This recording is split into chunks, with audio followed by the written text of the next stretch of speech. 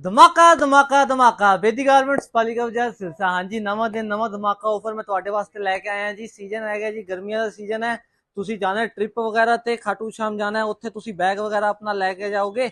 ਉਹਦੇ ਵਾਸਤੇ ਲੈ ਕੇ ਆਇਆ ਮੈਂ ਛੋਟਾ ਜਿਹਾ ਨੰਨਾ ਮੁੰਨਾ ਜਿਹਾ ਬੈਗ ਨੂੰ ਤਾਲਾ ਲਾਉਣ ਵਾਸਤੇ ਛੋਟਾ ਜਿਹਾ ਲੋਕ ਲੈ ਕੇ ਆਇਆ। ਜਿਵੇਂ ਕਿ ਤੁਸੀਂ ਵੇਖ ਸਕਦੇ ਹੋ, ਹੁਣ ਤਾਂ ਇਹਦੀ ਡਿਮਾਂਡ ਹੈ ਜੀ ਮਾਰਕੀਟ ਦੇ ਵਿੱਚ, ਬੜੇ ਉੱਚੇ ਰੇਟਾਂ ਤੇ ਮਿਲਣਾ ਹੈ।